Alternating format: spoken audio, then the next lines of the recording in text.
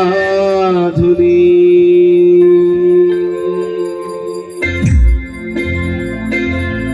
చప్పట్లు కొట్టుకుంటూ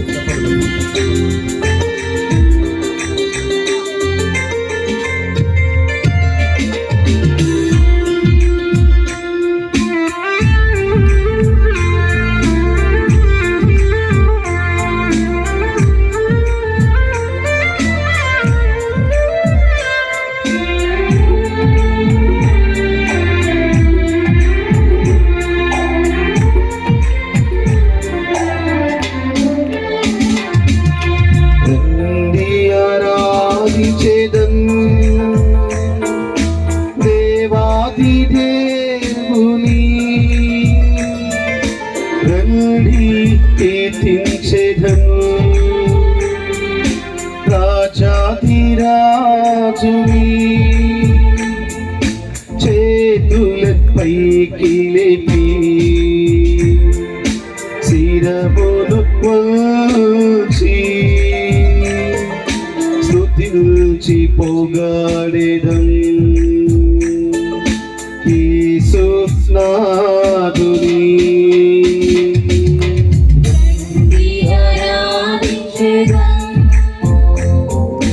దేవాది దేవుని రండి కీర్తించెదం రాజాది రాజుని చేతులపైకి లేపి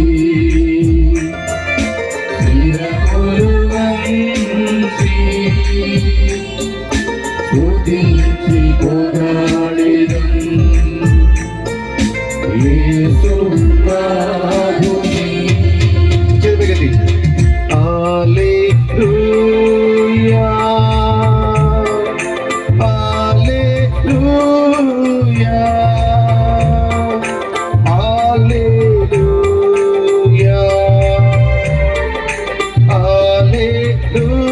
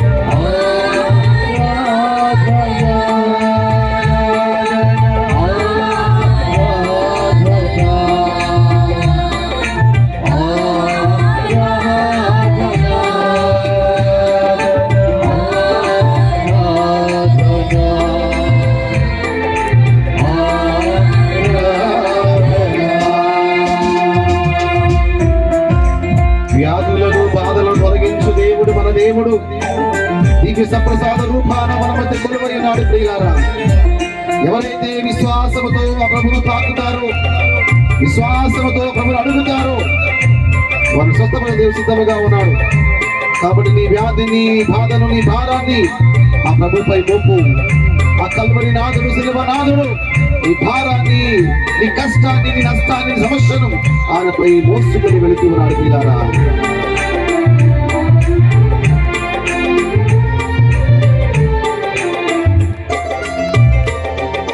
వ్యాధులను బాధలు చేయించుటకు ప్రభువును స్తుతించెదను.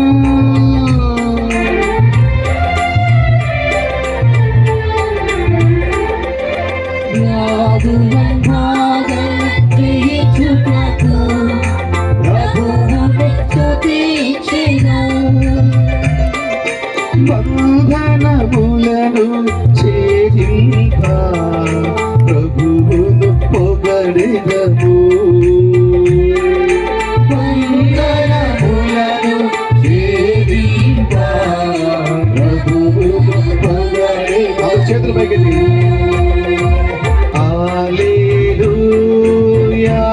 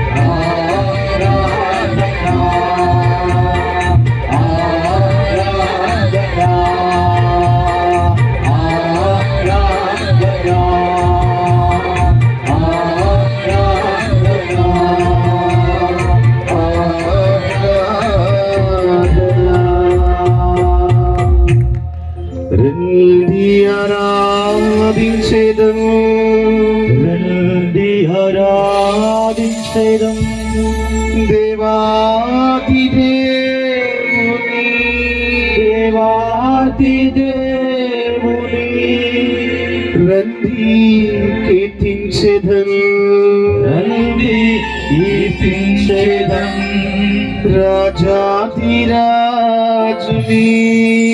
రాజాధిరాజుని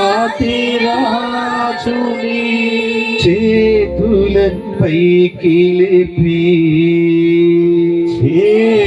చేతులపైకి లేపి శిరమును వంచి శిరమును వంచి స్తుతించి పొగడెదం స్తుతించి పొగడెదం యేసు నాథుని యేసు నాథుని యేసు నాథుని యేసు నాథుని యేసయ్యా యేసయ్యా నా మంచి యేసయ్యా మంచి యేసయ్యా నీకే నీకే ఆరాధన నీకే మహిమా స్తోత్రమయా రమయా నా మంచి కాపరి నా మంచి కాపరి నా యేసయ్యా నా యేసయ్యా నా రక్షణ దుర్గమా నా రక్షణ దుర్గమా నీకే నీకే ఆరాధన ఆరాధన స్తుతియు స్తుతియు స్తోత్రములు స్తోత్రములు మహిమా ఘనత నీకేనయ్యా నీకేనయ్యా నా యేసయ్యా నా యేసయ్యా నా మెస్సయ్యా నా మెస్సయ్యా నీకే నీకే ఆరాధన ఆరాధన నీకే నీకే ఆరాధన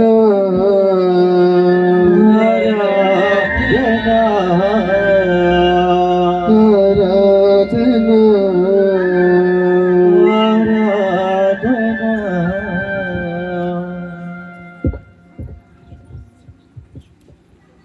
పరిశుద్ధ పరమదివ్య సప్రసాదమునకు సదాకాలము ఆరాధన స్తుతి స్తోత్ర నమస్కారములు కలుగునుగాక. పిత పుత్ర పవిత్ర ఆత్మకును మహిమ కలుగునుగాక. ఆదిలో కలిగినట్టు ఇప్పుడును ఎల్లప్పుడును సదాకాలము మీకే స్తోత్రం కలుగునుగాక. పరిశుద్ధ పరమదివ్య సప్రసాదమునకు సదాకాలము ఆరాధన స్తుతి స్తోత్ర నమస్కారములు కలుగునుగాక. పిత పుత్ర పవిత్ర ఆత్మకును మహిమ కలుగునుగాక. ఆదిలో కలిగినట్లు ఇప్పుడును ఎల్లప్పుడును సదాకాలము మీకే స్తోత్రం కలుగునుగాక. పరిశుద్ధ పరమదివ్య సప్రసాదమునకు సదాకాలము ఆరాధన స్తుతి స్తోత్ర నమస్కారములు కలుగునుగాక. పిత పుత్ర పవిత్ర ఆత్మకును మహిమ కలుగునుగాక. ఆదిలో కలిగినట్లు ఇప్పుడును ఎల్లప్పుడును సదాకాలము మీకే స్తోత్రం కలుగునుగాక. దివ్య సప్రసాద రూపములో వేచియున్న ప్రభువా, ఈ యొక్క కొత్తగూడెం గ్రామములో గుమికూడి ప్రార్థిస్తున్నటువంటి ఈ విశ్వాసుల యొక్క మరణను ఆలకించండి. ఈ తపస్సు కాల 40 రోజుల తపో ఉపవాసాలు, ప్రార్థనలు, దాన ధర్మాలు చేసుకుంటూ పరిశుద్ధమైనటువంటి జీవితాలు జీవిస్తూ ఈరోజు ఈ గ్రామములో ఈ ఉపవాస ప్రార్థనా కూటములు ఏర్పాటు చేసుకుంటున్నటువంటి ప్రతి ఒక్క విశ్వాసని మీ యొక్క పాద సన్నిధిలో ఉంచుతూ ఉన్నాము. దివ్య సప్రసాద రూపంలో ఉన్న ప్రభువా, మీరు మిమ్మల్ని తగ్గించుకొని మానవ మాతృడిగా ఈ లోకములో జన్మించారు. అది కేవలం ఈ ప్రపంచములో ఉన్న ప్రతి ఒక్క విశ్వాసికి రక్షణ కలగాలనే ఉద్దేశముతో మిమ్మల్ని మీరు ఆకాశానికి భూమికి మధ్యలో ఏ పాపము చేయనటువంటి వ్యక్తివి మీరు మా కోసం, ఈ లోకము కోసం మరణించి ఉన్నారు. అదే విశ్వాసముతో, అదే బాటలో, నమ్మకముతో మేము ఈ ఆరాధనలో పాల్గొంటూ ఉన్నాము. ఈ 40 రోజుల ఉపవాస ప్రార్థనలో మా కుటుంబాలు దీక్షలు చేపడుతూ, ప్రార్థనలు చేస్తూ, ఉపవాసాలు చేస్తూ, దాన ధర్మాలు చేస్తూ, ప్రార్థనలు చేస్తూ నీకు అతి దగ్గరలో జీవించడానికి మేమందరం కూడా ప్రయత్నిస్తున్నాము. అయినా ప్రభువా, మానవ బలహీనతల వలన, మానవుని యొక్క పాపముల వలన మీ సన్నిధికి చేరలేకపోతూ ఉన్నాము. సైతానుకు బానిస అవుతూ, సైతానుకు దగ్గరవుతూ మీ దగ్గర నుంచి దూరముగా వెళ్ళిపోతూ ఉన్నాం. అయినా ప్రభు, మీరు మా అందరిని ప్రేమిస్తూ ఉన్నారు. ఎన్ని పాపములు చేసినప్పటికీ కూడా మీ యొక్క హక్కును చేర్చుకోవడానికి ప్రతి ఒక్కరిని కూడా పేరు పేరున మమ్మల్ని ఆహ్వానిస్తూ ఉన్నారు, పిలుస్తూ. దానికి వేలాది కృతజ్ఞతలు తెలియపరుస్తున్నాము. ప్రభువా, మైలువారు విచారణలో ఉన్నటువంటి మా యొక్క విచారణ గురువులను, అదేవిధముగా ఉపదేశులను, విశ్వాసులను ప్రత్యేక విధముగా ఆశీర్వదించండి. ఈ తపస్సు కాల దినాలలో మేమందరము కూడా ఒక పవిత్రమైనటువంటి జీవితాన్ని జీవించే గొప్ప భాగ్యాన్ని మా అందరికీ ప్రసాదింపచేయమని మా ప్రభువైన క్రీస్తు ద్వారా ఈ మనవి చేయుచున్నాము. ఆమేన్. Praise the lord, praise the lord, praise the lord, praise the lord, praise the lord. Praise the lord. క్రీస్తునాథుని యందు ప్రియ క్రైస్తవ సహోదరి సహోదరులారా, మనము ఈ ఉపవాస దినాలలో ఉన్నాం. క్రైస్తవ కుటుంబాలు ఈ 40 రోజుల్లో ఎక్కువగా ఉపవాసాలు చేస్తాము, ప్రార్థనలు చేస్తాము. మంచి కార్యాలు చేయడానికి ప్రతి ఒక్క విశ్వాసి కూడా ప్రయత్నిస్తూ ఉంటారు. ఉపవాసము ఎందుకు చేస్తాము?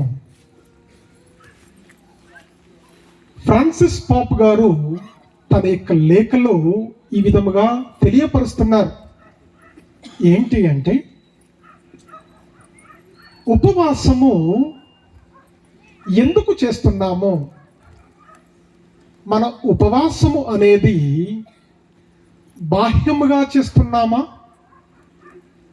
లేక ఆధ్యాత్మికముగా మనమందరం కూడా దేవునికి దగ్గర కావాలి అని ఉపవాసము చేస్తున్నామా?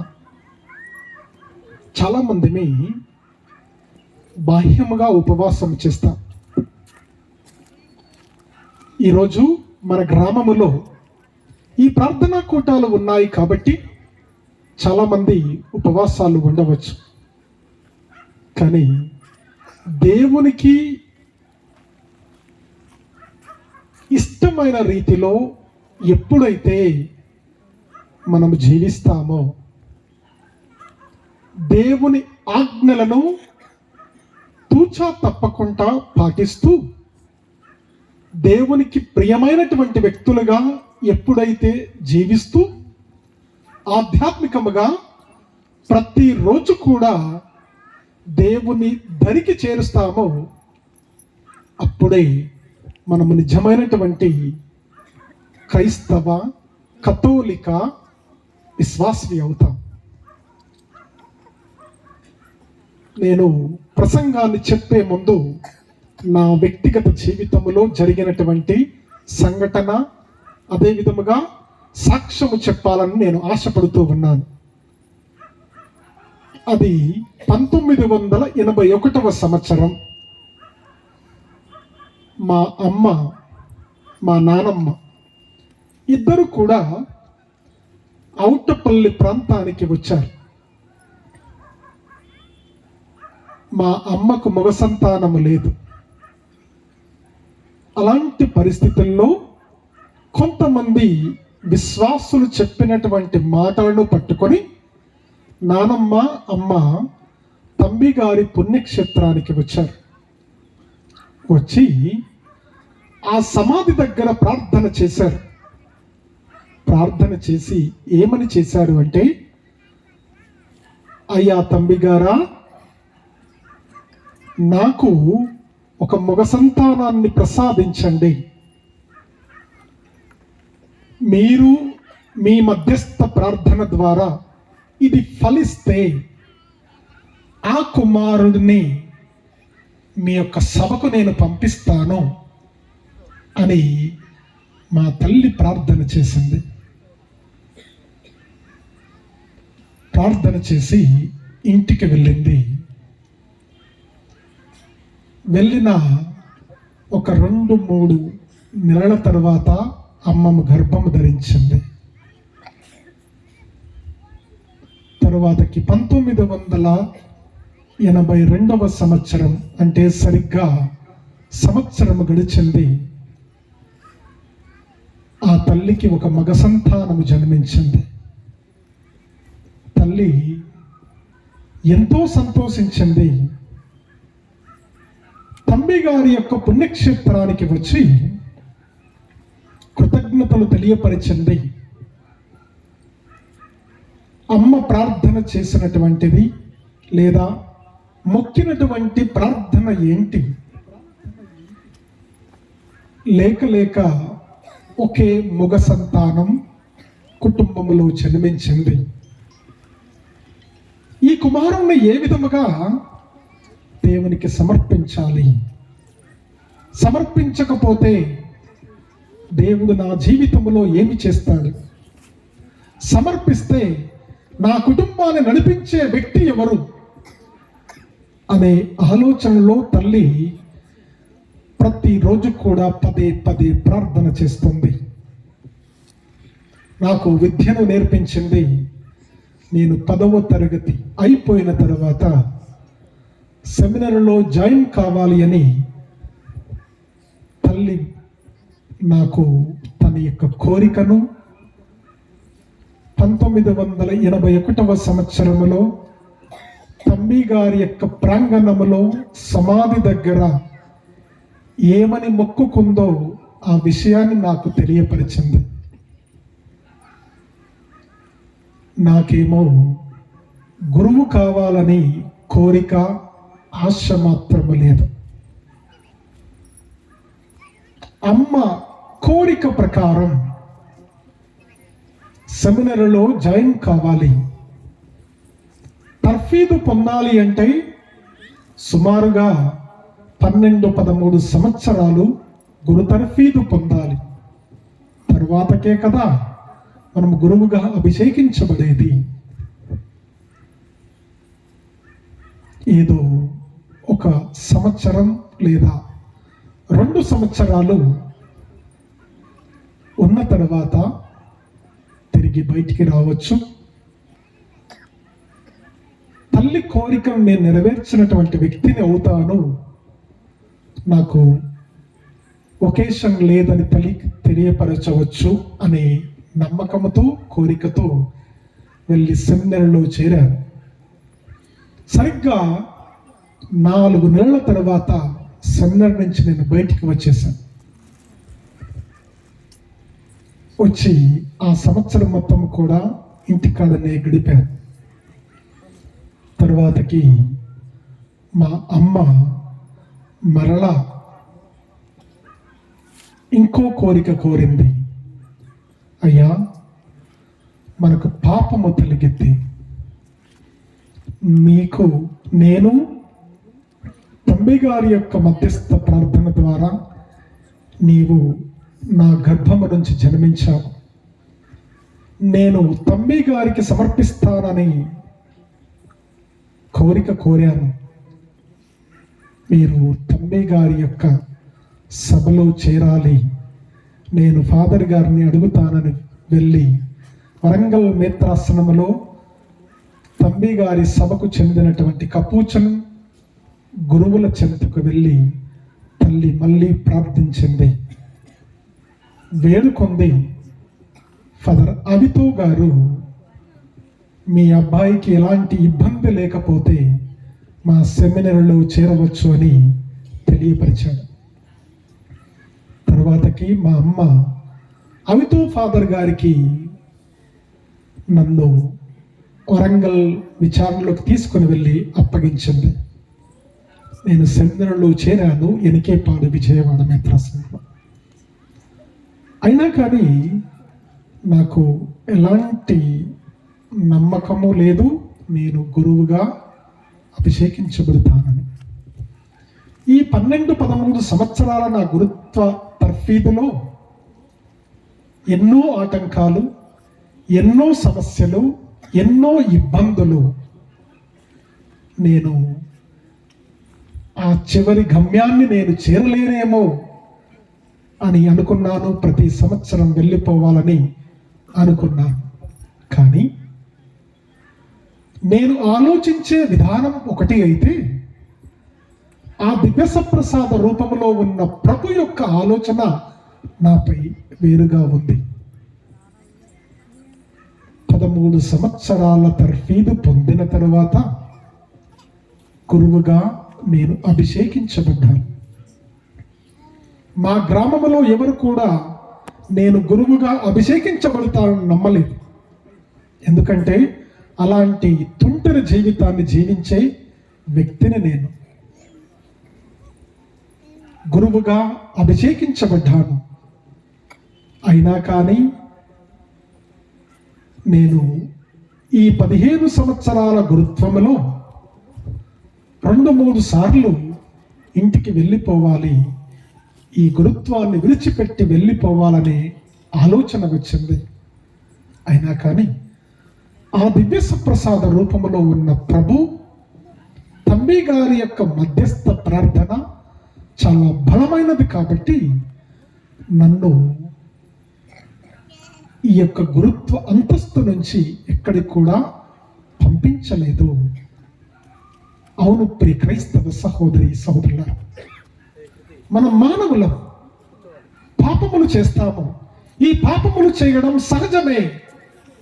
అయినప్పటికీ కూడా దేవుడు మన చెయ్యి పట్టుకొని మనల్ని వెంబడిస్తూ మనల్ని తన హక్కును చేర్చుకొని తన చెంతకు ఆహ్వానిస్తాడు. ఈ తపస్సు కాల ఉపవాస ప్రార్థనలో పాల్గొంటున్నటువంటి మనం, ఇక్కడ చాలా మంది దీక్షాపరులు ఉన్నారు, చాలా మంది మర్యాదల సభ్యులు ఉన్నారు, చాలా మంది ఈ ఉపవాస దినాలలో ఈ యొక్క తెలుపు వస్త్రాలు ధరించినప్పటికీ కూడా చాలా మంది ఉపవాసము, ప్రార్థన, దాన ధర్మాలు చేస్తున్నారు. ఇలా చేస్తున్నారు, కానీ ఎందుకు చేస్తున్నాము అనే ఒక ఆలోచన మనకు వచ్చిందా? మనం దేనికోసం చేస్తున్నాము? నా భార్య దీక్ష చేపట్టింది అంటే దేవుని యొక్క సన్నిధిలో నేను ఉండాలి, నా కుటుంబంలో నేను అనుకున్నటువంటి కోరికలు నెరవేర్చబడాలి అని, నా భర్త మారు మనసు పొందాలి అని భార్య దీక్ష చేపట్టింది. భర్త ఎందుకు దీక్షను చేపట్టాడు? నేను తాగుడుకు బానిస కాకుండా, చెడు వ్యామోహాలకు లోను కాకుండా, ఇతరులలో శత్రుత్వము ఎక్కువ కాకుండా, నా భార్యను నేను అనుమానముగా చూడకుండా, నా పిల్లల్ని సక్రమమైనటువంటి మార్గంలో నేను నడిపించాలనే కోరికతో, ఆశతో, ఒక పవిత్రమైనటువంటి జీవితాన్ని జీవించాలి అనే నమ్మకముతో, విశ్వాసముతో దీక్షలు చేపడతాం. ఇవి ఈ 40 రోజుల ఉపవాస ప్రార్థనలు చేసిన తరువాత ఎంతమంది ఈ 40 రోజుల్లో ఏ విధముగా జీవించామో అదే జీవితాన్ని ఎంతమందిని కొనసాగిస్తున్నాం? ఆత్మ పరిశీలన చేసుకోవాలి. ప్రియ క్రైస్తవ సహోదరి సహోదరులారు, చాలా మందిని పాపాలు చేస్తాం. ఈ లోకంలోనట ఒక మనిషి రోజుకు 7 పాపాలు చేస్తాడట. అంటే ఈ లోకంలో జీవిస్తున్న మనం ఎన్ని పాపాలు చేస్తున్నాం? పుణ్యాల కంటే ఎక్కువగా పాపాలు చేస్తున్నాం మనం. మాతృగర్భమున రూపొందింపక మునుపే నేను నిన్ను ఎన్నుకున్నాను, నీ పేరును నా అరచేతుల్లో రాసుకున్నాను అని దేవుడు సెలవిచ్చారు.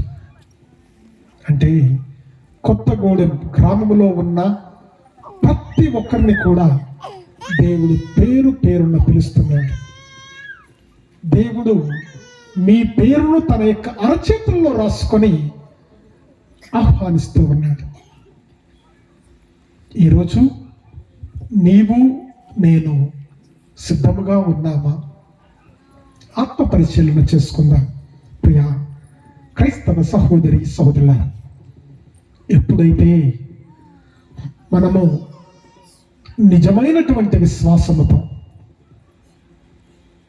నిజమైనటువంటి నమ్మకముతో, ఎలాంటి చెడు ఆలోచనలు లేకుండా ప్రత్యేక సర్వేశ్వరుని యొక్క సన్నిధిలో విశ్వాసముతో ప్రార్థన చేసినప్పుడు దేవుడు మన కుటుంబ జీవితంలో, మన వ్యక్తిగత జీవితంలో ఎన్నో అద్భుతాలు చేస్తాడు. ప్రియ క్రైస్తవ సహోదరి సహోదరుల,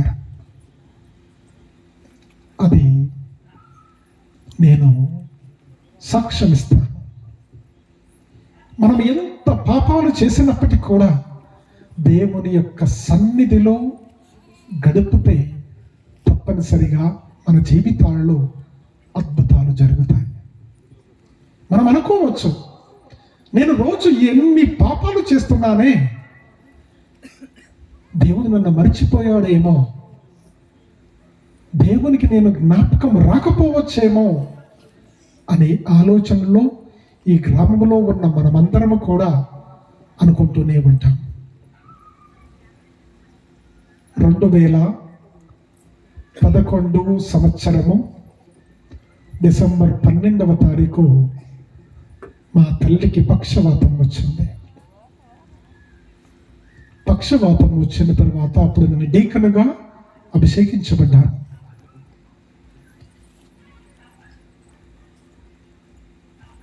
తల్లి మంచం మీద నుండి లేవడం లేదు. ఒకే ఒక కుమారుణ్ణి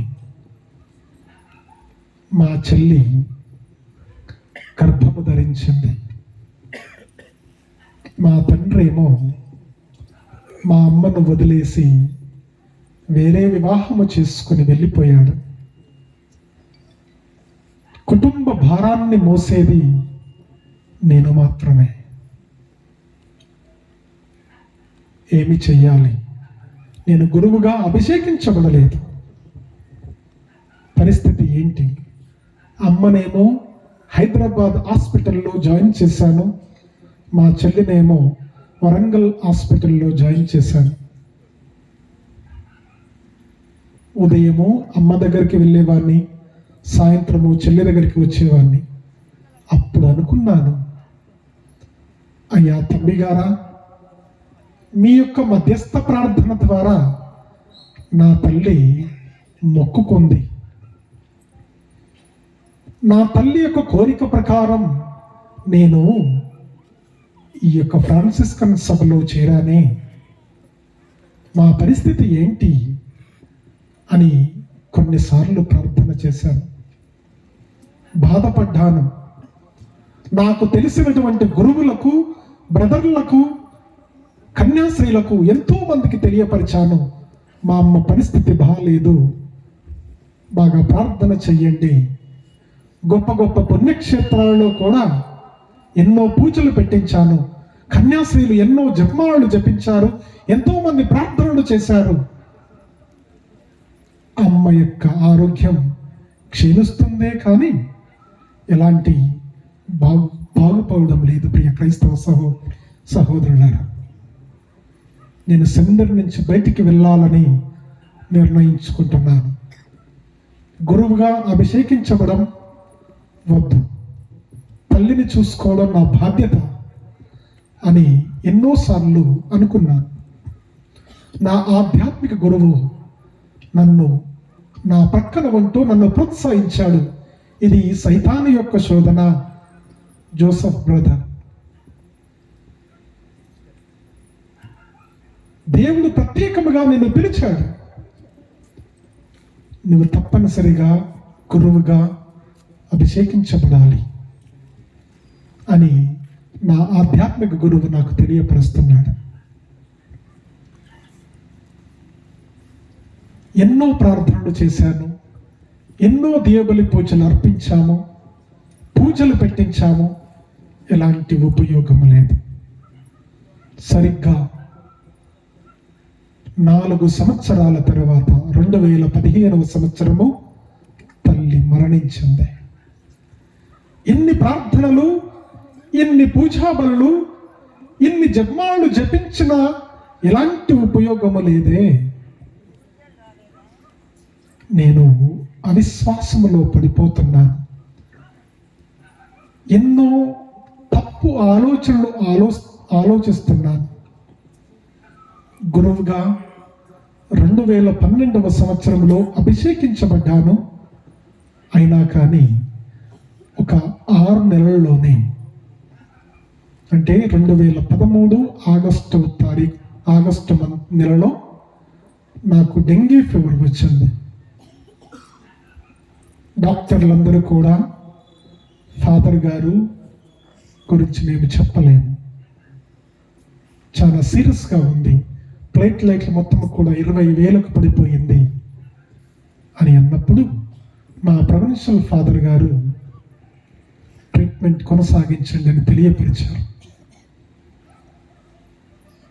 9 రోజులు కూడా ఆ ఐసీయూలో ఉండి చాలా దీనమైనటువంటి పరిస్థితుల్లో ఉన్నారు.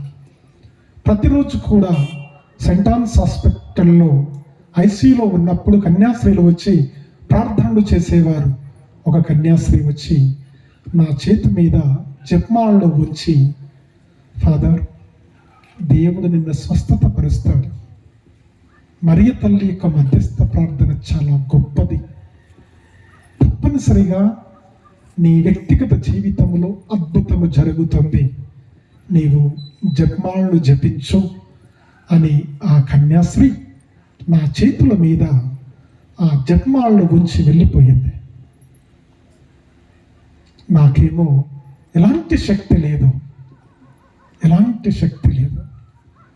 నేను ఒకే ఒకటి అనుకున్నాను మనసులో, అమ్మా మరియ తల్లి, మీ ప్రియమైనటువంటి కుమారుడి యొక్క ప్రణాళిక ప్రకారం మీరు నన్ను గురువుగా అభిషేకించారు. మీ చిత్త ప్రకారం అయితే నేను మీ యొక్క వాక్య పరిచర్యలో, గురుత్వ అంతస్తులో నా యొక్క జీవితము, నా యొక్క జీవిత విధానము ద్వారా ఎంతో మంది ప్రజలకు దేవుని వాక్యాన్ని బోధించే అనుగ్రహం నాకు ఉంటే నన్ను బ్రతికించు, లేదా నా యొక్క ఈ భౌతికమైనటువంటి శరీరాన్ని మీకు అర్పిస్తున్నాను అని మనసులో అనుకున్నాను. ప్రియ క్రైస్తవ సహోదరి సహోదరులారా, మరుసటి రోజు నుండి నా యొక్క ప్లేట్లైట్స్ మొత్తం కూడా పెరిగిపోతూ ఉన్నాయి. ఒక 2 రోజుల్లో ఆయన ఐసీయూకి షిఫ్ట్ చేశారు. ప్రియ క్రైస్తవ సహోదరి సహోదరులారా, దేవుడు నా జీవితంలో గొప్ప అద్భుతాన్ని చేశాడు. Praise the lord, praise the lord, praise the lord. సరిగ్గా ఒక వారం రోజుల తర్వాత డాక్టర్ మరలా నన్ను టెస్ట్కు తీసుకొని రమ్మన్నాడు. వారం రోజుల తర్వాత టెస్టులు చేయిస్తే ఎలాంటి ప్రాబ్లమ్స్ కూడా లేవు. దేవుడు నీ వ్యక్తిగత జీవితంలో గొప్ప అద్భుతము చేశాడు అని ఆ డాక్టర్ గారు నాకు సర్టిఫికెట్ ఇచ్చాడు. క్రైస్తవ సహోదరి సోదరుల, అలాంటి గొప్ప దేవుడు మన దేవుడు. కొన్ని సందర్భాలలో మనకు తెలియకుండానే మన కుటుంబంలో, మన వ్యక్తిగత జీవితంలో ఎన్నో అద్భుతాలు చేస్తాడు. తంబి గారి యొక్క ప్రార్థన చాలా బలమైనది. అందుకనే ఆ పుణ్యక్షేత్రానికి ఎంతో మంది భక్తులు తండోపతండాలుగా వస్తూ ఉన్నారు. తంబి గారి యొక్క మధ్యస్థ ప్రార్థన ద్వారా ఎన్నో మేలు పొందుతూ ఉన్నారు. ప్రియ క్రైస్తవ సహోదరి సోదరులారా, అందరము కూడా కొద్దిసేపు నిలబడదాం, దేవుణ్ణి స్తుతించుదాం. నేను ఎలాంటి పనికిరానటువంటి ఈ యొక్క వ్యక్తిని ఒక గొప్ప గురువుగా అభిషేకించాను. దానికి వేలాది కృతజ్ఞతలు తెలియపరచుదాం. నీవు నేను మన వ్యక్తిగత జీవితంలో ఎన్నో చేసినప్పటికీ కూడా దేవుడు మనల్ని మర్చిపోడు. దేవుడు మనల్ని స్తుతిస్తూనే, దేవుడు మనల్ని జ్ఞాపకం చేసుకుంటూనే ఉంటాడు.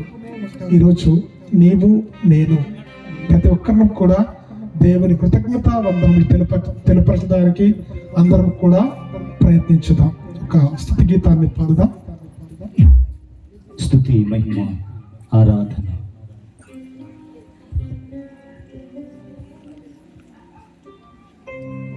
స్తుతి, మహిమ, ఆరాధన నీకే యేసయ్యా.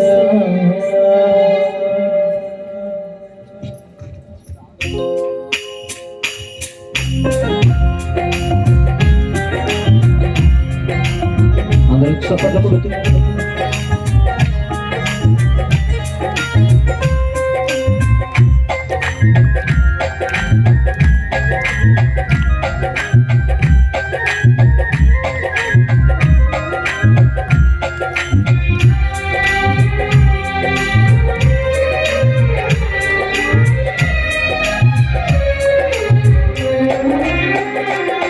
స్తుతి, మహిమ, ఆరాధన నీకే యేసయ్యా, నీకే యేసయ్యా. స్తుతి, మహిమ, ఆరాధన నీకే యేసయ్యా, నీకే యేసయ్యా. ఆరాధన నీకే యేసయ్యా, నీకే యేసయ్యా. స్తుతి, మహిమ, ఆరాధన నీకే యేసయ్యా, నీకే యేసయ్యా. ఆరాధన, స్తుతి, ఆరాధన, ఆరాధన, స్తుతి, ఆరాధన, ఆరాధన, స్తుతి ఆరాధన ఆరాధన స్తుతి ఆరాధన ఆరాధన యేసు ఆరాధన ఆరాధన యేసు ఆరాధన హల్లెలూయా హల్లెలూయా హల్లెలూయా హల్లెలూయా హల్లెలూయా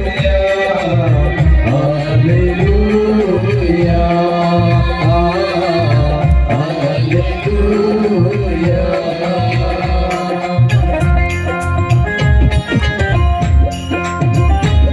హల్లెలూయా. సంపూర్ణ హృదయంతో ఆ ప్రభువుని ఆరాధిస్తూ ఆయన గొప్ప దేవుడిని ఆయన శక్తిమంతుడని నీ వ్యాధులు నయము చేయగలవాడని నేను బ్రతికించువాడని దేవుని మాటలు వింటున్నాము కనుక దేవుడు మహిమ కలిగిన వాడు స్తోత్రం చెప్తూ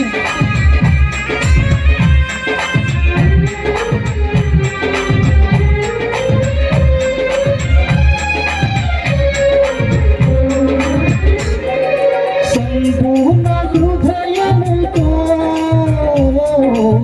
నీకే ఆరాధన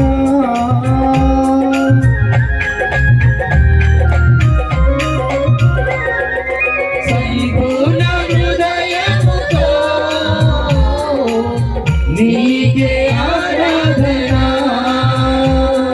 సంపూర్ణ హృదయముతో నీకే ఆరాధన సంపూర్ణ హృదయముతో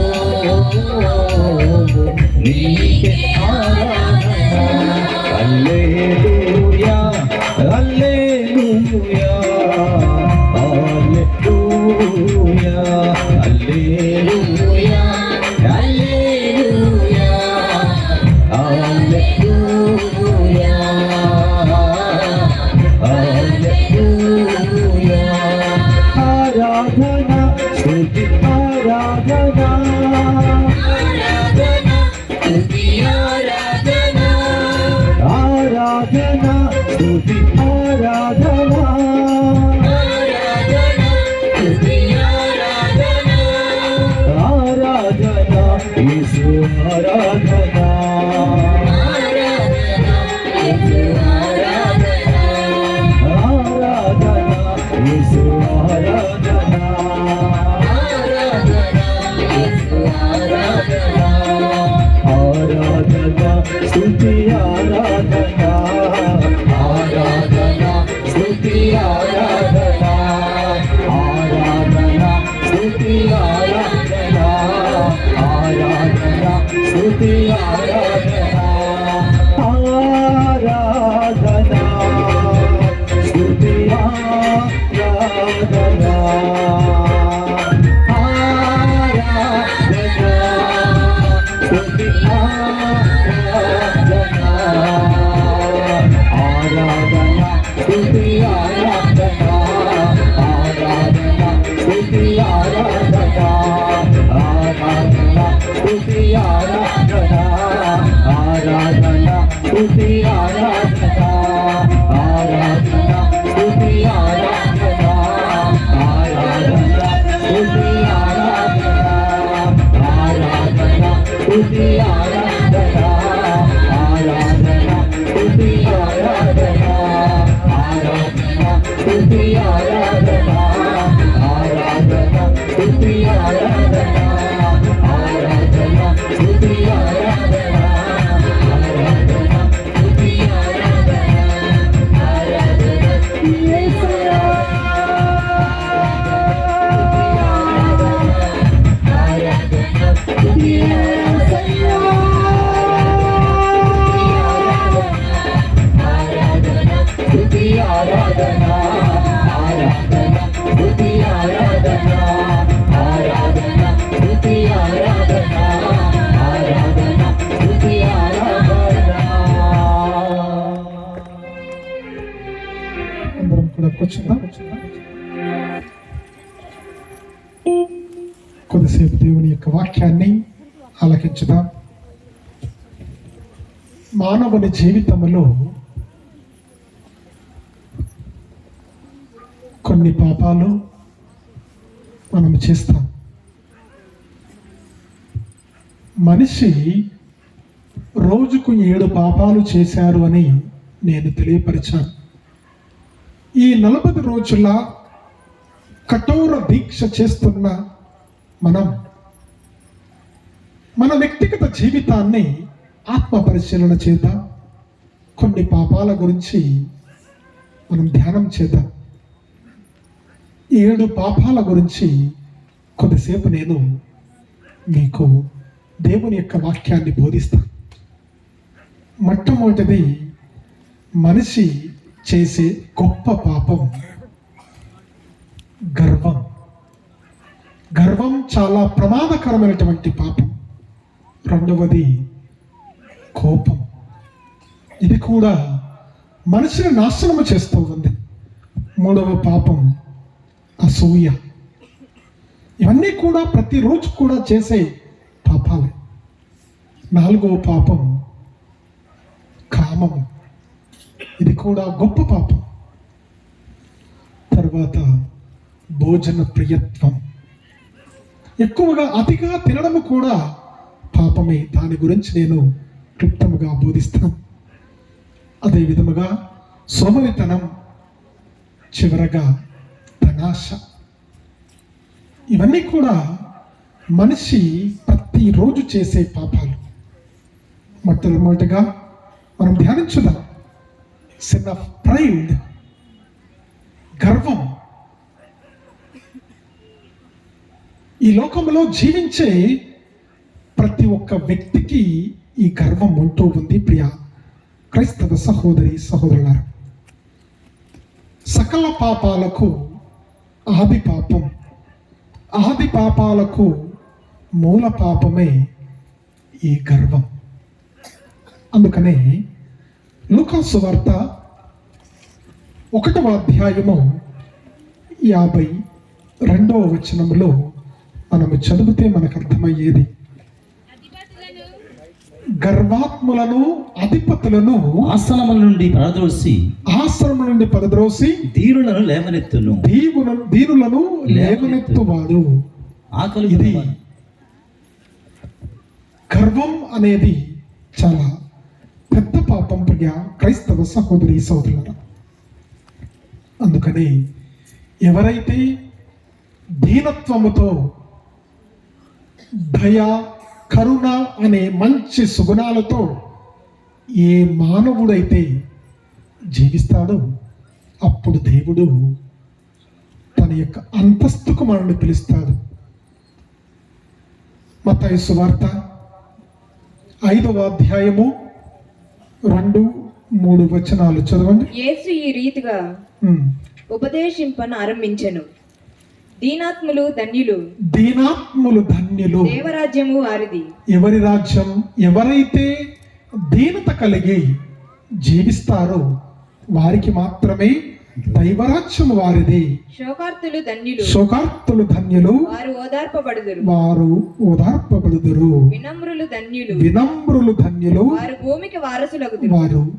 భూమికి వారసులగుతారు అని ఆ వాక్యాలు మనకు బోధిస్తూ ఉన్నాయి. ప్రియ క్రైస్తవ సహోదరి సహోదరులారా, ఒకానొకసారి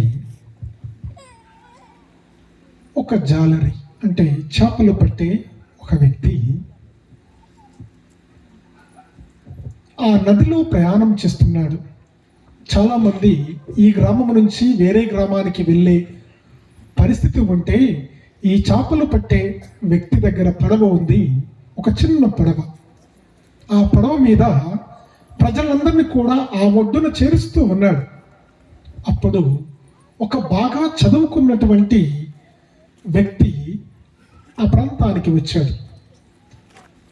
ఆ పడవను నడిపే వ్యక్తిని పిలిచి, నన్ను ఇక్కడి నుంచి ఆ ఒడ్డుకు తీసుకొని వెళతావా అని అన్నప్పుడు, సరే సార్ తీసుకొని వెళతానని చెప్పి తన పడవ ఎక్కించుకున్నాడు. ఎక్కించుకొని తీసుకొని వెళుతూ ఉన్నాడు. వెళ్ళినప్పుడు ఈ యొక్క బాగా చదువుకున్నటువంటి వ్యక్తి ఆ యొక్క పడవ నడిపే వ్యక్తిని కొన్ని ప్రశ్నలు వేస్తూ ఉన్నాడు. నీవు ఇంతమందిని ఈ చివరి నుంచి ఆ చివరి దాకా తీసుకొని వెళుతూ ఉన్నావు. నేను గొప్పగా చదువుకొని ఉన్నాను. కొన్ని ప్రశ్నలు వేస్తాను, నీవు నాకు సమాధానం చెప్పు అని అడిగాడు. సరేనయ్యా అడగండి, నేను చెప్తానని చెప్పాడు. ఆ వ్యక్తిని ఈ యొక్క చదువుకున్నటువంటి వ్యక్తి అడుగుతూ ఉన్నాడు, నీకు జువాలజీ అంటే ఏంటో తెలుసా అని అడిగాడు. అంటే జంతు శాస్త్రం గురించి నీకేమైనా తెలుసా అని అన్నప్పుడు ఆ వ్యక్తి, పడవ నడిపే వ్యక్తి చెప్తాడు, అయ్యా అదంటే నాకేమీ కూడా తెలియదయ్యా అని చెప్పాడు.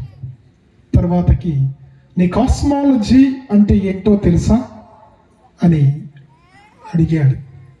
ఈ కాస్మోస్ గురించి నీకు తెలుసా అని అన్నప్పుడు తెలియదని చెప్పాడు. సైకాలజీ అంటే ఏందో నీకు తెలుసా అని, ఆంథ్రపాలజీ అంటే ఏంటో తెలుసా, ఇలా గొప్పలు చెప్పుకుంటూ అతన్ని ప్రశ్న వేశాడు. ఈ పడవ నడిపే వ్యక్తి ఆ యొక్క సముద్రం మధ్యలోకి వెళ్ళిన తర్వాత చిన్నగా, అయ్యా మీరు ఇన్ని ప్రశ్నలు వేశారు కదా, నాకేవి కూడా తెలియదు, నేను ఒక ప్రశ్న వేస్తాను చెప్తారా అని అడిగాడు. అంటే అడుగు నేను చెప్తానని చెప్పాడు. ఆ వ్యక్తి ఏమని చెప్పాడు, అయ్యా నీకు సింహాలజీ అంటే ఏందో తెలుసా, నీకు ఈత నేర్చేది ఈత ఏ విధంగా కొట్టాలో నీకు తెలుసా అని అన్నాడు. అదేంటి, నేను ఇంతవరకు కూడా చదవలేదే అని అన్నాడు. ఇప్పుడు ఆ సముద్రంలో ఈ నదిలో నేను దూకేస్తున్నాను, ఎలా వెళ్తారో వెళ్ళండి అని తిరిగి ప్రశ్న వేశాడు. అవును ఇప్పుడు క్రైస్తవ సహోదరి సహోదరులారా, ఈ వ్యక్తి ఇంత గొప్పలు చెప్పుకుంటూ జీవిస్తున్నాడు అంటే ఆ గర్వం, ఈ గర్వముతో ఎప్పుడైతే మనము ఇతరులపై చిన్న చూపు చూస్తామో, ఇతరుల హేళన చేస్తూ మనము జీవిస్తామో, దేవుడు ఎప్పుడు కూడా నీ వ్యక్తిగత జీవితాన్ని చూస్తూ నిన్ను ఇష్టపడు. దీనత కలిగి ఎప్పుడైతే మనము జీవిస్తామో అప్పుడే దేవుడు నిన్ను నన్ను చూస్తూ ఆనందిస్తాడు. దేవుడు తన ప్రియమైనటువంటి ఏకైక కుమారుణ్ణి ఈ లోకానికి పంపాడు. జ్ఞానస్థానం పొందుతూ ఉన్నప్పుడు మేఘము నుండి ఒక స్వరం వినిపించింది, ఇతడు నా ప్రియమైనటువంటి కుమారుడు, ఇతన్ని చూస్తూ నేను ఆనందిస్తున్నాను అని వాక్యం సెలవిచ్చింది. అంటే ఈరోజు నీవు నేను జీవించే విధానాన్ని బట్టి దేవుడు చెప్పగలడా, ఇతడు నా ప్రియమైనటువంటి కుమారుడు, ఈవిడ నా ప్రియమైనటువంటి కుమార్తె. కొత్తగూడెం గ్రామంలో ఉన్నటువంటి ప్రతి ఒక్క కుటుంబాన్ని చూస్తూ దేవుడు చెప్పగలరా, ఈ కుటుంబం నా ప్రియమైనటువంటి కుమారులు కుమార్తెలు, ఈ కుటుంబాన్ని చూస్తూ నేను ఆనందిస్తున్నాను అని చెప్పగలరా?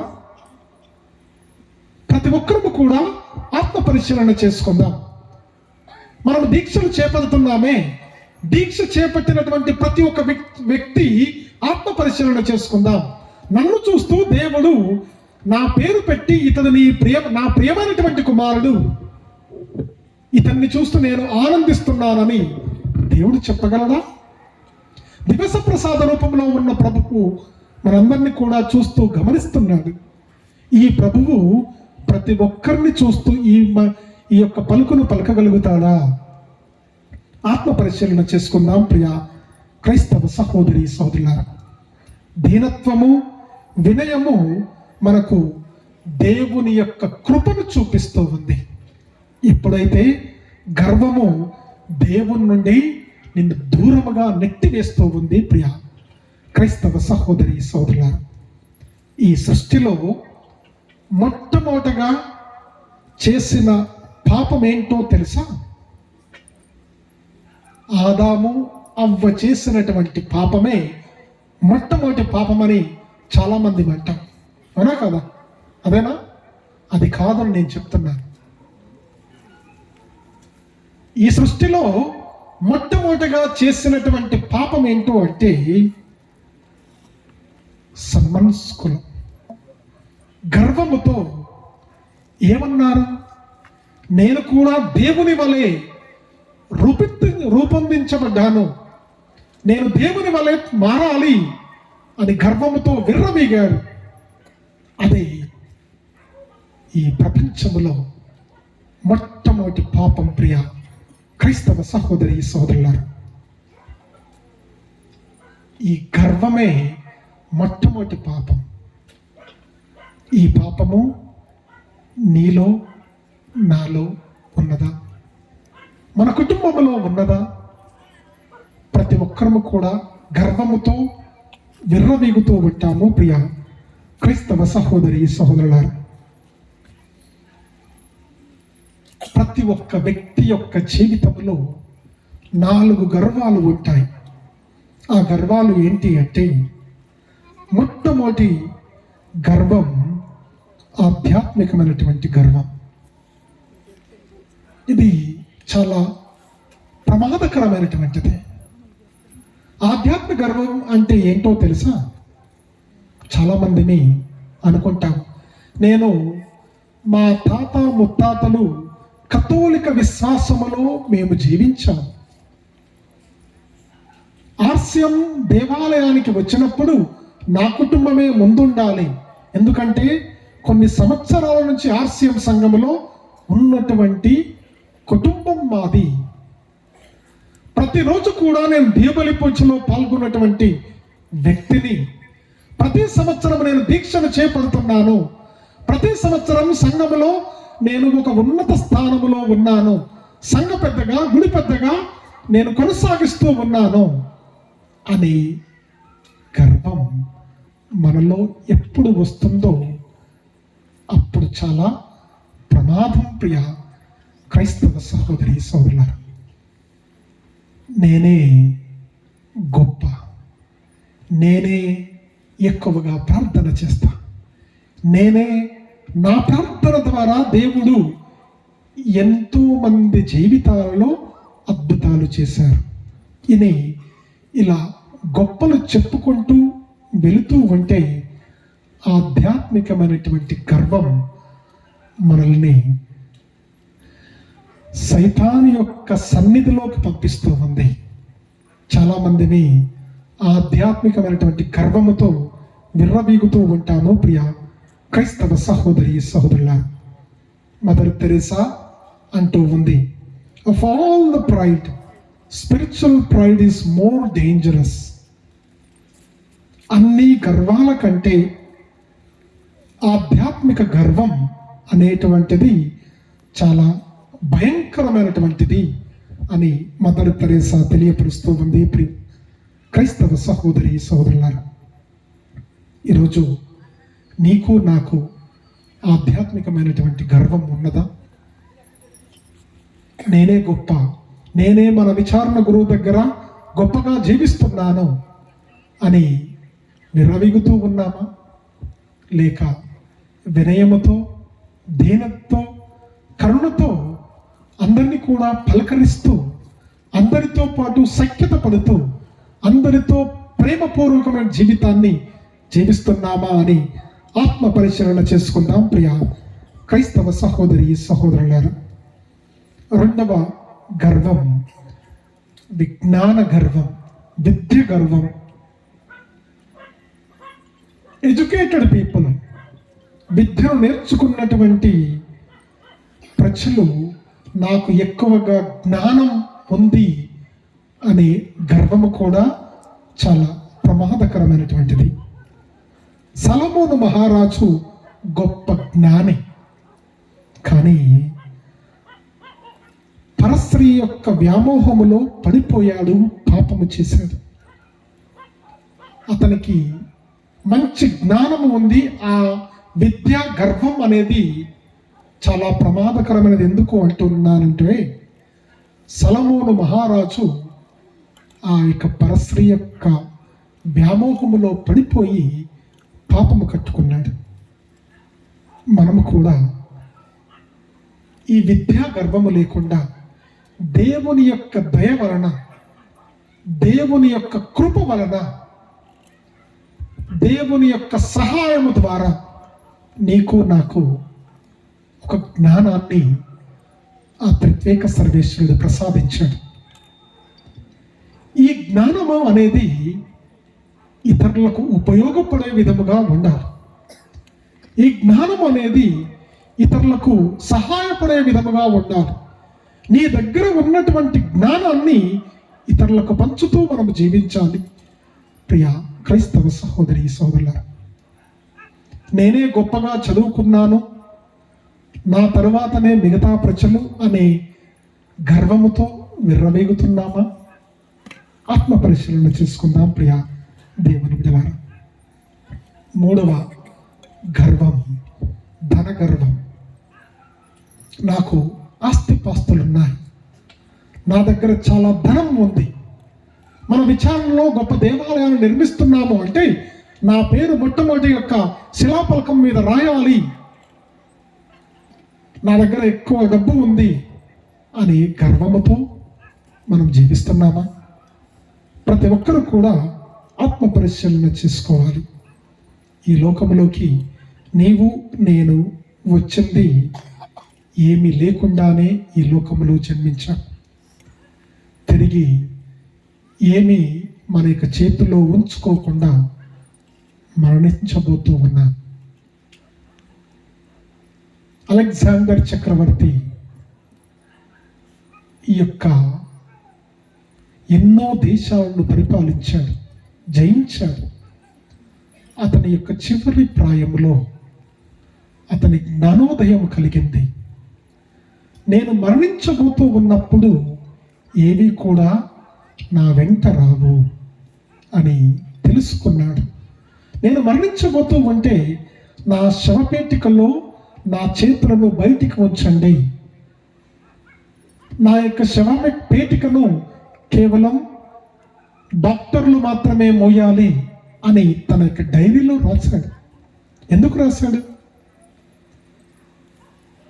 ఆ యొక్క వైద్యులు మోస్తున్నారు అంటే నా దగ్గర ఇంత ధనము ఉన్నప్పటికీ కూడా ఈ వైద్యులు నన్ను రక్షించలేదే అని తెలియపరచడానికి. చేతులు శవపేటిక నుండి బయటికి వదిలి నన్ను మోసుకొని వెళ్ళండి అని చెప్పాడు. ఎందుకు అంటే ఈ ప్రపంచాన్ని నేను జయించాను, ఎన్నో ఆస్తులు, అంతస్తులు, ఐశ్వర్యాలు నా దగ్గర ఉన్నాయి, కానీ నేను సమాధిలో పూడ్చిపెట్టడానికి వెళుతూ ఉన్నాను, నా చేతిలో ఏమీ కూడా లేవు అని నీకు నాకు తెలియపరచడానికి ఆ వ్యక్తి తన యొక్క డైరీలో రాశాడు. ప్రియ క్రైస్తవ సహోదరి సోదరులారా, ఈరోజు మనం ఆత్మ పరిశీలన చేసుకుందాం. ఈ యొక్క ధనగర్వం నీలో నాలో ఉన్నదా అని ప్రతి ఒక్కరూ కూడా ఆత్మ పరిశీలన చేసుకుందాం. ప్రియ దేవుని బిడ్డలారా, ధనగర్వం ఎప్పుడైతే నీలో నాలో ఉంటుందో మనం వినాశనానికి గురవబోతూ ఉన్నాం. దేవుడే నాకు అన్నీ ఇచ్చాడు, దేవుడే తీసుకొని వెళుతూ ఉన్నాడు అని యోబు తన యొక్క యోబు గ్రంథములో తెలియపరిచినట్లుగా దేవుడు యొక్క సహాయం ద్వారా, దేవుని యొక్క కృప ద్వారా దేవుడు మనకు ఎన్నో సహాయాలు చేశాడు, ఎన్నో అద్భుతాలు చేశాడు. మన యొక్క కుటుంబ జీవితంలో మనము ఎలాంటి పరిస్థితుల్లో ఉన్నప్పటికీ కూడా దేవుని యొక్క కృప ద్వారా మనం ఇప్పటి వరకు మంచిగా దీవించబడ్డాము. ధనగర్భముతో విర్రవీగుతూ ఉన్నావా? ఆత్మ పరిశీలన చేసుకొని ఒక పవిత్రమైనటువంటి జీవితాన్ని జీవించడానికి మనమందరం కూడా ప్రయత్నించాలి. ప్రియ దేవుని బిడ్డలారా, 4వ గర్వం సాంఘిక గర్వం. సాంఘిక గర్వం అంటే ఈ ప్రపంచములో, ఈ సంఘములో, కొత్తగూడెం గ్రామములో పదవి వ్యామోహం ఎవరికి ఉన్నది? కురువులమైనటువంటి మేము, కుటుంబ క్రైస్తవులైనటువంటి మీరు, ఈ సాంఘిక గర్వం మనలో ఉన్నదా? పవర్ కాన్షియన్స్ అని ఇంగ్లీష్లో అంటూ ఉంటాం. నేను ఒక ఉన్నత స్థానంలో, ఒక అంతస్తులో ఉండాలి. అలా ఉండడం తప్పు కాదు, కానీ ఆ గర్వముతో విర్రవేగుతూ నీ యొక్క 2 కళ్ళను పైకి చూస్తూ నీ యొక్క కాలు కింద ఉన్నటువంటి ఆ యొక్క సామాన్యమైనటువంటి ప్రజలను మనం మర్చిపోతూ ఉన్నామా?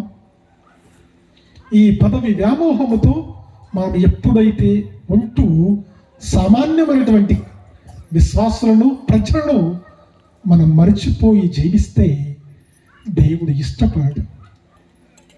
ఆదికాండము 1వ అధ్యాయము 26, 28 వచనాలలో చదివితే దేవుడు ప్రతి ఒక్క మానవుణ్ణి తన పోలికలో సృష్టించాడు. అంటే దేవుని పోలికలో సృష్టించబడినటువంటి వ్యక్తులం మనం. దేవుడు ఏ విధముగా ఉన్నాడో అదే విధముగా మనము కూడా సృష్టించబడినటువంటి వ్యక్తులం. ప్రియ క్రైస్తవ సహోదరి సోదరులారా, ఈ తపస్సు కాల దినాలలో మనమందరము కూడా మన విచారణ గురువులకు తెలియపరుస్తాము. ఫాదర్ గారండి, ఈ 40 రోజులు నేను కఠోర దీక్ష చేస్తూ ఉన్నాను, ఉపవాసము చేస్తున్నాను, దాన ధర్మాలు చేస్తున్నాను, ప్రార్థనలు చేస్తున్నాను, ఎక్కడ ప్రార్థనలు జరిగితే అక్కడికి వెళుతూ ఉన్నాను, పుణ్యక్షేత్రాలను సందర్శిస్తున్నానని గొప్పలు చెప్తున్నామా? ఏమి ఉపయోగం? మన జీవితం క్రియాపూర్వకముగా లేనప్పుడు ఇలాంటి ప్రార్థనలు, ఇలాంటి ఉపవాసాలు, ఇలాంటి పుణ్యక్షేత్రాలు తిరగడం దేనికి? ఇవన్నీ కూడా వ్యర్థమే. ఎప్పుడు వ్యర్థము అంటే మనం ఎప్పుడైతే ఏదో భౌతికముగా చేస్తామో, ఏదో మెకానికల్గా మనం చేస్తామో ఇవన్నీ కూడా వ్యర్థమే.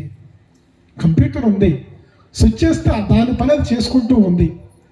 అదేవిధముగా కొత్తగూడెం గ్రామంలో ఉన్న మనం కంప్యూటర్ వలె మనం పని చేస్తున్నామా?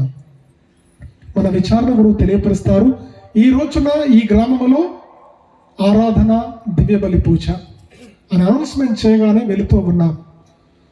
మన విచారణ గురువు కొన్ని పుణ్యక్షేత్రాలను సందర్శించడానికి తీసుకొని వెళుతాడు. మనం వెళుతూ ఉన్నాం. ప్రతిరోజు కూడా దేవలి పూజలో పాల్గొనాలి అని తెలియపరుస్తాడు. పాల్గొంటూ ఉన్నాం. ఇవన్నీ కూడా అవసరమే, కానీ క్రియాపూర్వకమైన జీవితాన్ని మనం జీవించకపోతే అన్నీ కూడా వ్యర్థమే. దేవుణ్ణి మనమందరము కూడా ఏ విధముగా ప్రేమిస్తున్నామో అదే విధముగా మన ఇరుగు పొరుగు వారిని కూడా అదే విధముగా మనం ప్రేమించాలి. ప్రియ క్రైస్తవ సహోదరి సహోదరులారా, దేవుణ్ణి ప్రేమిస్తూ మన ఇరుగు పొరుగు వారిని ద్వేషిస్తే మనము చేసే ప్రతి ఒక్క మాట అసత్యం. 1 యోహాను 1వ అధ్యాయము 1 యోహాను 4వ అధ్యాయము 20వ వచనం చదువు సార్. 1 యోహాను 4వ అధ్యాయము 20వ వచనం చదువు. కానీ ఎవరైనను తాను దేవుని ప్రేమింతునని చెప్పుకొనుచు తన సోదరుని ద్వేషించినచో అట్టివాడు అసత్యవాది. ఎవరు? అట్టివాడు అసత్యవాది. Praise the lord, praise the lord, praise the lord. ఇది నేను చెప్పడం లేదు, దేవుని యొక్క వాక్యం సెలవిస్తుంది. ఎవరైతే దివ్య సప్రసాద రూపములో ఉన్న ప్రభువు ముందు ఎంత దీనతగా ఉండి ప్రార్థన చేస్తామో మనందరికీ తెలుసు. ఇది మంచిదే, కానీ నీ ప్రక్కన ఉన్నటువంటి స్త్రీని, వ్యక్తిని యొక్క ముఖాన్ని చూడకుండా, వారిని ప్రేమించకుండా, వారిని గౌరవించకుండా, వారితో సఖ్యత పడకుండా ఈ ఆరాధన చేస్తే అంత వ్యర్థమే. నీవు చెప్పే ప్రతి ఒక్క పలుకు అసత్యం. అదే దేవుని యొక్క వాక్యం సెలవిస్తూ ఉంది. ప్రియ క్రైస్తవ సహోదరి సోదరులారా, ఇలాంటి గర్వాలు మనలో ఉన్నాయా? ఆధ్యాత్మిక గర్వం మనలో ఉన్నదా? విద్యా గర్వం మనలో ఉన్నదా? ధన గర్వం మనలో ఉన్నదా? సాంఘిక గర్వం మనలో ఉన్నదా? ప్రతి ఒక్కరిలో కూడా ఉంటుంది. ఆత్మ పరిశీలన చేసుకుందాం ప్రియ క్రైస్తవ సహోదరి సోదరులారా. అందరం కూడా మోకరిస్తూ దేవా పాపినయ్యా అనే పాట పాడుకుందాం. ఈ లోకంలో జీవించే ప్రతి ఒక్క మానవుడు పాపాత్ముడే. పాపము లేకుండా ఏ వ్యక్తి కూడా జీవించలేడు. పాపము లేకుండా ఏ వ్యక్తి కూడా జీవించలేడు. పాపుగారితో సహా గృహస్థ క్రైస్తవులతో ప్రతి ఒక్కరు కూడా పాపములు చేసినటువంటి వ్యక్తులు. కథోలిక శ్రీ సభలో పుణ్యాత్ములుగా అభిషేకించబడినటువంటి ప్రతి ఒక్క పుణ్యాత్ముడు కూడా పాపము చేసినటువంటి వ్యక్తి.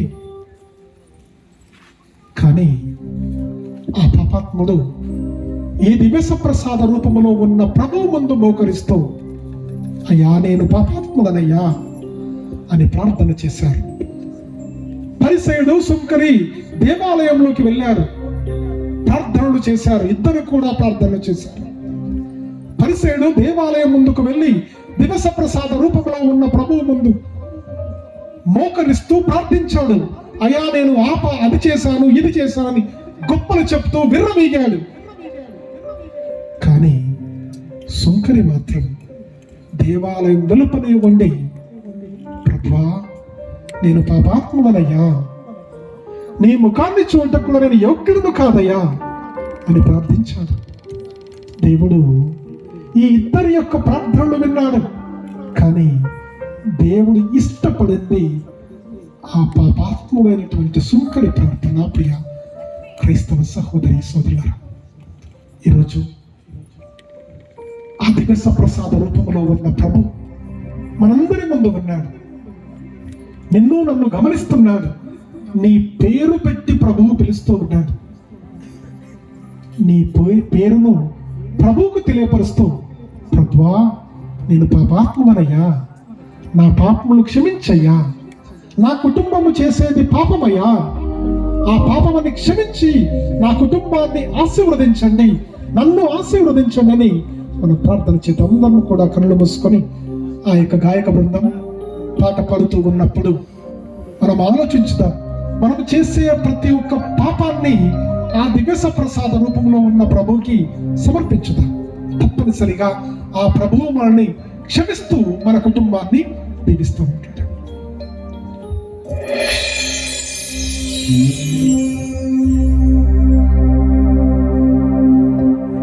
అపరాధినై అందుడనై అపవాదితో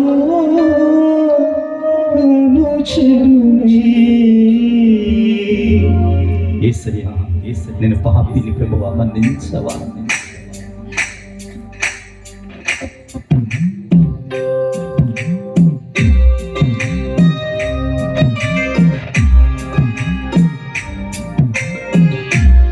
ప్రతి ఒక్కరము కూడా విన్నటువంటి వాక్యము ప్రకారం నీలో ఏ గర్వం ఉన్నదో, నీలో ఎలాంటి పరిస్థితి ఉన్నదో, నీ జీవితం ఏమై ఉన్నదో ఈ రాత్రికాల సమయంలో నీ ముందు ఉన్నటువంటి ప్రభువు అడుగు.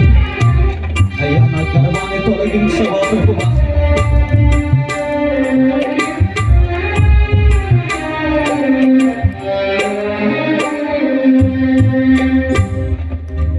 దేవా పాపిని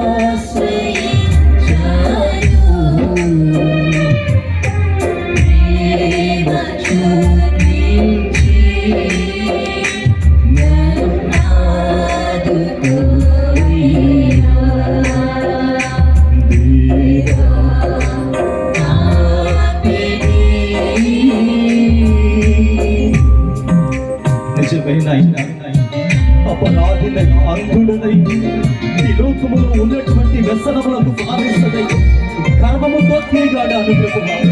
నన్ను మన్నించవా ప్రభువా. నీ పరిశుద్ధ దివ్య రక్తముతో ప్రభు నాలో ఉన్నటువంటి అనుభవములు కూడా కడుగుకొని నన్ను శుద్ధి చేయము దేవా.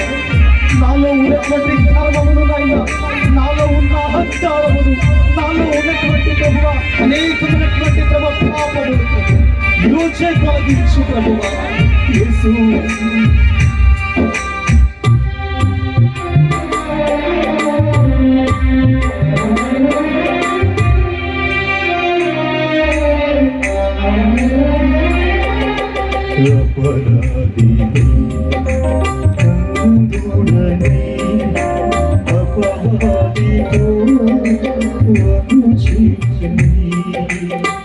యేసయ్యా,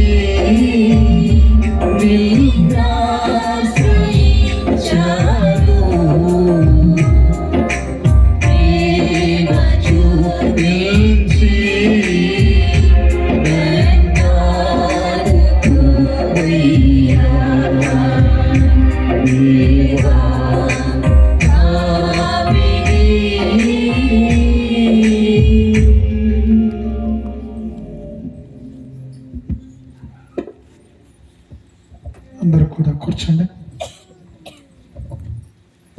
సప్త పాపాలలో రెండవ పాపం కోపం, ఎ సిన్ ఆఫ్ యాంగర్. మనందరికీ కూడా ఇరుగు పొరుగు వారి నుండి దూరం చేసే పాపం కోపం. 100 ఏళ్ల స్నేహం చేసిన ఒక్క క్షణములో ఒక చిన్న కోపము చాలు అన్ని సంవత్సరాలు చేసినటువంటి స్నేహాన్ని చెడగొట్టేది ఈ పాపం. ప్రియ క్రైస్తవ సహోదరి సహోదరులారా, డాక్టర్స్, మెడికల్ ఫీల్డ్లో ఉన్నవారు ఈ విధముగా చెప్తారు. ఏంటి అంటే, కోపమట ఎవరికైతే ఎక్కువ కోపం ఉంటూ ఉందో వారికి వివిధ రకాల జబ్బులకు లోనవుతారట.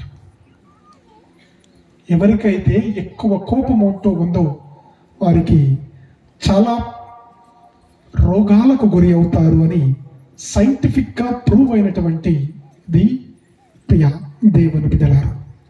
అందుకనే ఈ కోపం మనుషులను నాశనము చేస్తుంది, స్నేహాన్ని దూరము చేస్తూ ఉంది. ప్రియ దేవుని బిడ్డలారా,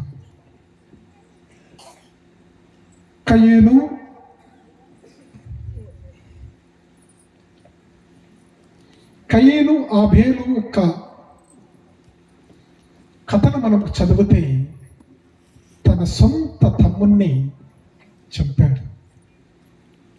కేవలం ఈర్ష, కేవలం కోపముతోనే చంపివేశాడు. దేవుడు అతన్ని అడిగినప్పుడు నేను అతనికి కాపలానా అని తిరిగి దేవుణ్ణి ప్రశ్నించాడు. ప్రియ దేవుని బిడ్డలారా, ఈరోజు ఈ గ్రామంలో ఉన్న మనం ప్రతి ఒక్కరం కూడా ఆత్మ పరిశీలన చేసుకోవాలి. నిజముగా ఈ కోపం నన్ను దేవుని నుండి దూరంగా మలుస్తుందా? ఈ కోపం నా యొక్క స్నేహము నుంచి నన్ను దూరముగా తీసివేస్తూ ఉందా అని ప్రతి ఒక్కరూ కూడా ఆత్మ పరిశీలన చేసుకోవాలి. మనిషి అన్నప్పుడు తప్పనిసరిగా కోపం వస్తూ ఉంది, కానీ ఆ కోపాన్ని కంట్రోల్ చేసుకునే విధానం కూడా మనకు రావాలి. ఎప్పుడైతే నీ కోపం వచ్చిందో అప్పుడు కళ్ళు మూసుకొని కొద్దిసేపు ధ్యానం చేస్తే ఆ కోపం తగ్గిపోతూ ఉంది. కానీ ఎంతమందిని అది చేస్తాం? ఈ కోపంతో ఎన్నో పాపములు చేస్తాం. దేవుని నుండి దూరముగా వెళ్ళిపోతూ ఉంటాము. ప్రియా దేవుని బిడ్డలారా, ఇలా అన్ని పాపాలు చెప్తే మనకు సమయం ఉండదు. కానీ చివరగా దేవుణ్ణి యొక్క చెంతకు మనం వస్తూ ఉన్నప్పుడు మనము కొన్ని ప్రశ్నలు వేసుకోవాలి.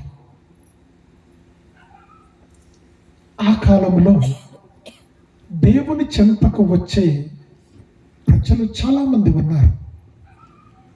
ఈ ప్రజలందరినీ కూడా నేను 3 రకాలుగా విభజిస్తాను. ఒకటి, పరిసయ్యులు, సుంకరులు కూడా దేవుడు బోధించే బోధనలు వినడానికి వచ్చారు. వారు విన్నారా? దేవుడు ఏ వాక్యాన్నైతే బోధిస్తూ ఉన్నాడో ఆ వాక్యములో తప్పు పట్టడానికి, ధర్మశాస్త్రానికి వ్యతిరేకముగా బోధిస్తున్నాడా లేదా అని తెలియపరచడానికి ఈ యొక్క పరిసయ్యులు, ధర్మశాస్త్రము తెలిసినటువంటి వ్యక్తులు వచ్చారు. ఈ కోవకు చెందినటువంటి వ్యక్తులమా మనం?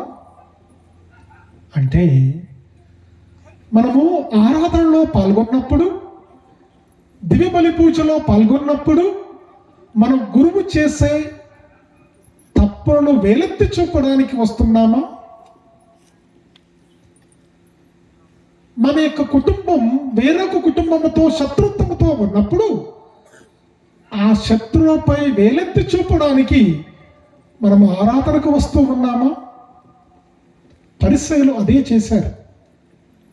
యేసు ప్రభు యొక్క మాటలలో తప్పు పట్టడానికి వచ్చారు అని మనకు అర్థమవుతూ ఉంది. ప్రియా దేవుని బిడ్డలారా, పాపాలు చేయడం సహజం. ఈ లోకములో ఎవరూ మనల్ని చూడడం లేదు అని చాలామంది పాపములు చేస్తారు. గాలి మనకు కనిపించదు. ప్రతి ఒక్క ప్రాంతంలో గాలి ఉంటూ ఉంది. గాలి లేకపోతే ఏ వ్యక్తి కూడా జీవించలేదు, శ్వాస తీసుకోకపోతే. అదే విధముగా దేవుడు అంతటా ఉన్నాడు. మనం ఏ పాపము చేసినా, ఎక్కడ ఉన్నా కానీ దేవుడు గమనిస్తూనే ఉంటాడు. ఎప్పుడు కూడా గురువులను, కన్యాస్త్రీలను గౌరవిస్తూ, ప్రేమిస్తూ, ఎలాంటి చెడు ఆలోచనలు లేకుండా మనం పవిత్రముగా జీవించడానికి ప్రయత్నించాలి. పరిసయ్యుల వలె మనం ఎప్పుడు కూడా వెలెత్తి చూపడానికి రాలేదు. సుంకరి ప్రార్థన చేసినట్లుగా నీవు నేను ప్రార్థన చేస్తాం. మన ప్రార్థన ఆలకించబడాలి అంటే, మన కోరిక నెరవేర్చబడాలి అంటే సుంకరి ప్రార్థన చెయ్యాలి. అయా, నేను పాపాత్ముడను, పాపాత్మురాలను, ఈ లోకములో జీవించే అర్హత కూడా నాకు లేదయ్యా. ప్రభువా, మీరు కరుణామయుడు, క్షమించే దేవుడవు కాబట్టి నీ చెంతకు వచ్చి నీ ముఖాన్ని చూడటకు కూడా నేను యోగ్యుడను కాదయ్యా అని ప్రార్థన చేస్తే దేవుడు మనల్ని, మన ప్రార్థన ఆలకిస్తాడు, మన బిడ్డలను దీవిస్తాడు, మన కుటుంబాన్ని దీవిస్తాడు. ఎప్పుడైతే గర్వముతో విర్రవీగుతూ మన గురువులను ప్రశ్నలు వేస్తూ వేలెత్తి ఎప్పుడైతే మనం చూస్తామో దేవుడు మన యొక్క కుటుంబాన్ని చూస్తూ, మన వ్యక్తిగత జీవితాన్ని చూస్తూ సంతోషపడ్డా. ఈరోజు నీవు నేను ఈ మొదటి కోవకు చెందినటువంటి వ్యక్తులమా అని ఆత్మ పరిశీలన చేసుకుందాం. దేవుని చెంతకు వచ్చినటువంటి వ్యక్తులు, రెండో కోవకు చెందినటువంటి వ్యక్తులు ఎవరో అంటే, గుంపులో గోవిందగా అందరూ కూడా వచ్చారు. కొత్తగూడెం గ్రామంలో ఆరాధన జరుగుతూ ఉంది. ఈ ఆరాధనలో పాల్గొనడానికి కొంతమంది వ్యక్తులు వచ్చారు. వారితో పాటు ఆ కుటుంబం వెళుతూ ఉంది కదా, నేను కూడా వెళ్ళాలి అని మరికొంతమంది వస్తూ ఉన్నారు. దేవుడు వాక్యాన్ని బోధిస్తూ ఉన్నప్పుడు చాలా మంది ప్రజలు తండోపతండాలుగా వచ్చారు. ఆ కుటుంబాన్ని చూస్తూ, ఆ కుటుంబము మేలు పొందుతూ ఉంది కదా అని చూస్తూ, ఆ కుటుంబాన్ని చూసి వెళ్ళినటువంటి ఇంకా ఎన్నో కుటుంబాలు ఉన్నాయి. ఈ రెండో కోవకు చెందినటువంటి విశ్వాసలము మనమా? ఏదో విశ్వాసముతోనే మనం ఇక్కడికి వచ్చామా, లేక ఆ వ్యక్తిని చూస్తూ, ఆ స్త్రీని చూస్తూ నేను ఈ ఆరాధనలో పాల్గొనడానికి వచ్చాను? ఈ ఆరాధనలో పాల్గొనడం ద్వారా దేవుడు నాకు నా పాపాలు క్షమిస్తూ, నా విశ్వాసాన్ని ఇంకా అధికముగా పెంపొందిస్తూ, నా కుటుంబంలో అద్భుతాలు జరగాలని వచ్చారా, లేక వేరే కుటుంబాన్ని చూస్తూ వచ్చామా అని ఆత్మ పరిశీలన చేసుకుందాం. మూడో కోవకు చెందినటువంటి ప్రజలు ఎవరు అంటే,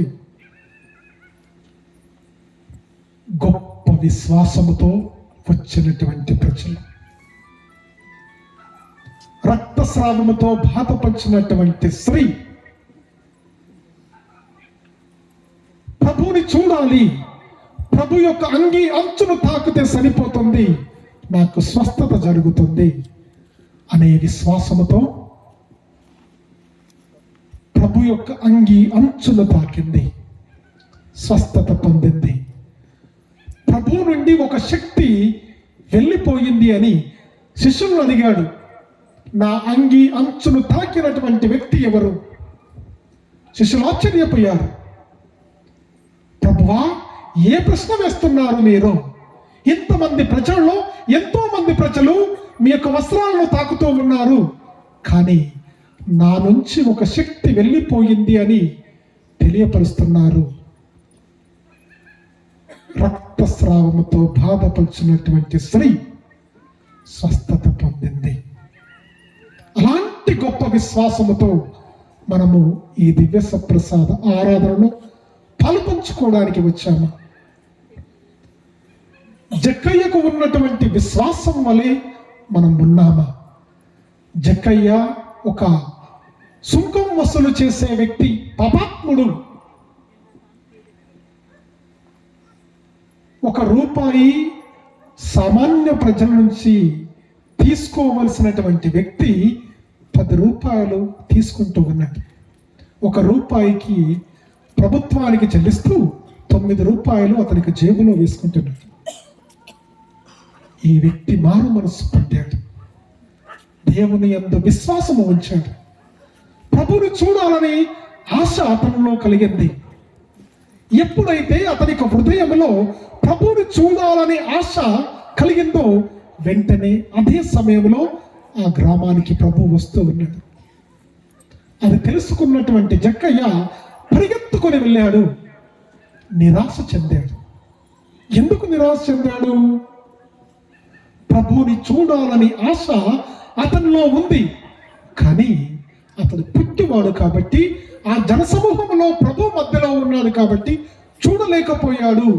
నిరాశకు గురయ్యాడు. అది ఆలోచించకుండా వెంటనే మేడు చెట్టు ఎక్కాడు. ప్రభువుని చూశాడు, నా జీవితం ధన్యమైందని అనుకున్నాడు. దాంతో అయిపోయిందా? ప్రభువే అతని చెంతకు వెళ్ళాడు. జక్కయ్య, త్వరగా దిగిరమ్ము, నేడు నేను నీ ఇంటిలో ఉండదలంచితిని అని ప్రభువు తెలియపరిచాడు. ఈరోజు నీవు నేను జక్కయ్యకు ఉన్నటువంటి విశ్వాసముతో ప్రభువుని చూడాలని ఆశతో మనం ముందుకు వచ్చామా?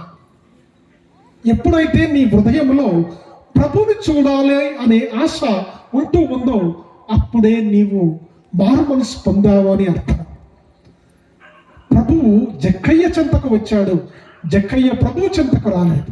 పరిగెత్తుకొని వచ్చి మేడు చెట్టు ఎక్కి ప్రభువుని చూశాడు, కానీ ప్రభువే జక్కయ్య చెట్టు దగ్గరకు వెళ్ళాడు. జక్కయ్య త్వరగా దిగిరమ్మని తెలియపరిచాడు. కొత్తగూడెం గ్రామంలో ఉన్న మనం జక్కయ్య వలె ప్రభు చెంతకు వెళ్ళడానికి మనం ప్రయత్నిస్తున్నామా? రక్తస్రావంతో బాధపరిచినటువంటి స్త్రీ వలె ప్రభు యొక్క అంగీ అంచును తాకాలి అనే విశ్వాసముతో ప్రభు యొక్క అంగీ అంచును తాకామా? ఈ మూడో కోవకు చెందినటువంటి ప్రజలము ఎవరము?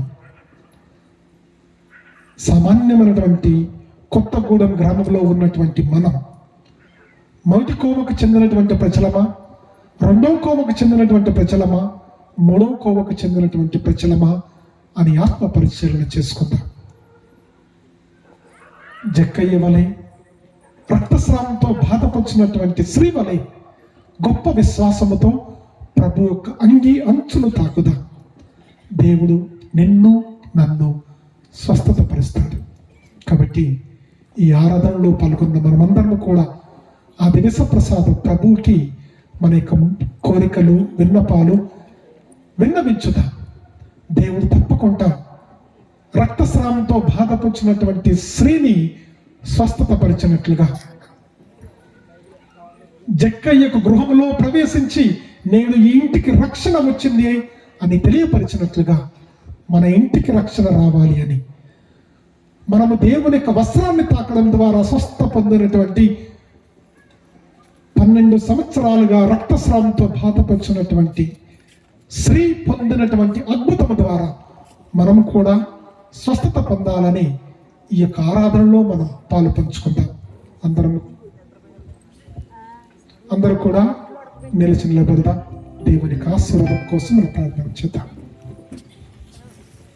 ఈ సమయంలో ప్రభుత్వులు అందరూ కూడా స్వీకరించి ఇప్పటి వరకు దివ్య సప్రసాద రూపములో ఉన్న యేసయ్య యాజకుడు అభిషిక్తుడి ద్వారా మనతో మాట్లాడాడు. తన యొక్క దివ్య వాక్కును మనకు అందించి ఉన్నారు. ఆ వాక్కుతో మన హృదయాలను, మన జీవితాన్ని, మన కుటుంబాన్ని, మన గ్రామాన్ని వెలిగించుకునే గొప్ప అవకాశం దేవుడు ఇచ్చి ఉన్నాడు. కావున ప్రతి ఒక్కరు కూడా చేతులు క్రొవ్వొత్తుని స్వీకరించి క్రీస్తు యొక్క వెలుగుతో వెలిగించుకుని ఆ ప్రభు వెలుగులో మనందరం కూడాను ఇంకా మిగిలి ఉన్న 20 రోజుల ప్రయాణాన్ని కొనసాగించుకుంటూ ఆ కల్వరి చేరుకుదాం. ప్రియులారా, శిలువనాథుడు, కల్వరినాథుడు దివ్య సప్రసాద రూపాన ఇప్పటి వరకు మన మధ్య ఉండి నిన్ను నన్ను ప్రేమించి మన గ్రామాన్ని ప్రేమించి యాజకులను, సేవకులను, కన్యాస్త్రీలను, అనేక మంది విశ్వాసులను మన గ్రామానికి పంపించి మన గ్రామాన్ని పావనపరిచిన దేవుడు మన యేసయ్య. కావున అయా, నీ వెలుగుతో నన్ను వెలిగించు. ఇప్పుడు ఎల్లప్పుడూ వెలుగుపుత్రుడుగా, వెలుగుపుత్రిగా జీవించే కృపను నాకు ప్రసాదించు.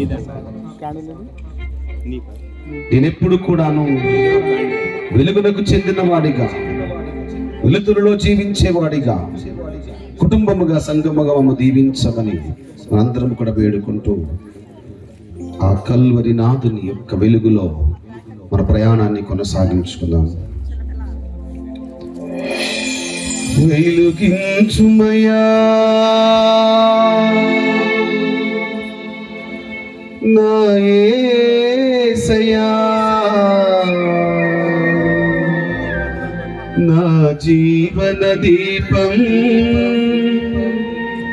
నీవేనయా.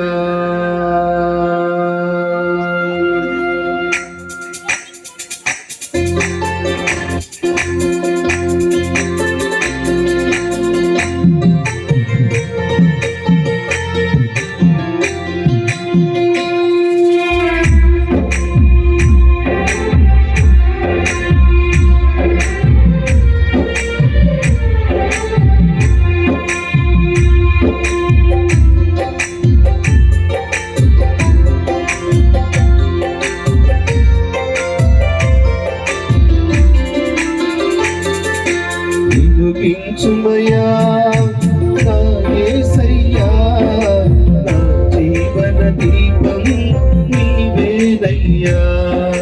వెలిగించుమయ్యా నా యేసయ్యా, నా జీవన దీపం నీవేనయ్యా.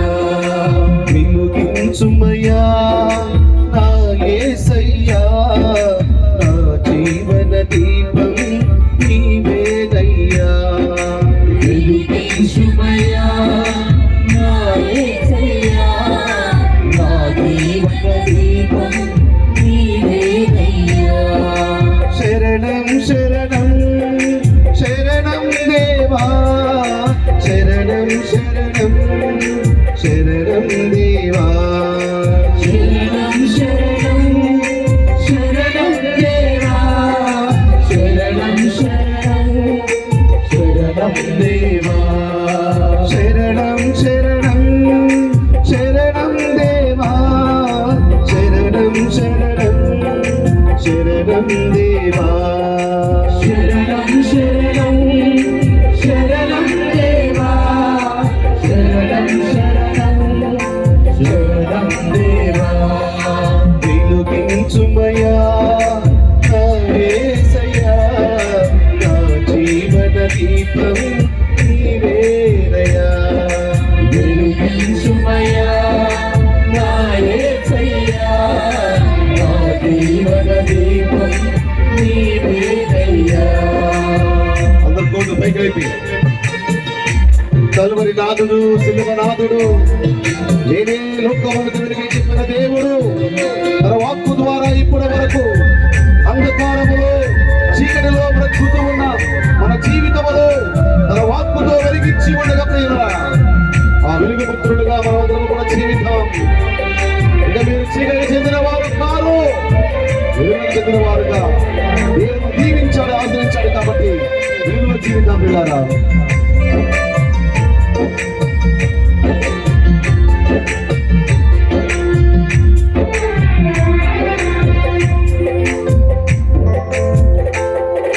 నిన్ను చూడలేని ఈ కనులెందుకయ్యా, నిన్ను కోరలేని ఈ కనువెందుకయ్యా.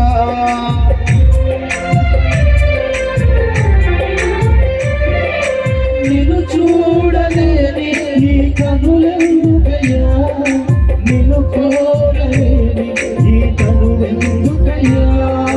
నిన్ను చేరలేని ఈ తనువెందుకయ్యా, నాకున్న సకలం నీవేనయ్యా. నిన్ను చూడలేని ఈ తనువెందుకయ్యా, నాకున్న సకలం నీవేనయ్యా. వెలుగించుమయ్యా నా యేసయ్యా, నా జీవన దీపం నీవేనయ్యా. వెలుగించుమయ్యా నా యేసయ్యా, నా జీవన దీపం నీవేనయ్యా. శరణం శరణం శరణం దేవా, శరణం శరణం శరణం దేవా.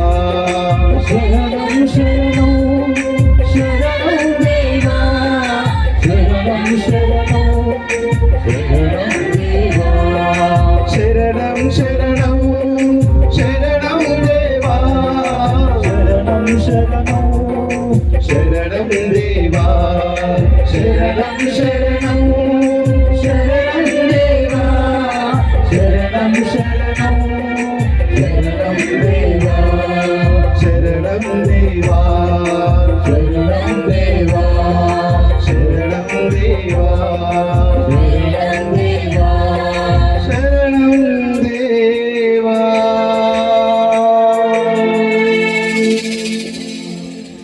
ఇప్పుడు యాజకులు దివ్య సప్రసాద ప్రభువును తీసుకొని ఆశ్రమ సంఘం వద్దకు వస్తూ ఉండగా అందరం కూడా ఎంతో విశ్వాసముతో భక్తితో ఆ ప్రభువును తాకి ఆనాడు రక్తస్రావ రోగి ఏ విధముగా యేసయ్య అంగి అంచు తాకి స్వస్థత పొందుకుందో అటువంటి విశ్వాసముతో మనందరము కూడా ఆ ప్రభువును తాకి స్వస్థ పొందుకుందాం పిల్లారా. దావీదు కుమారా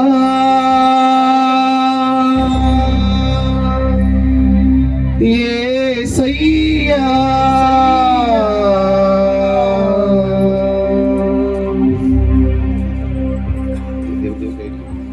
స్వస్థత పరచగను త్వరగా రవయ్యా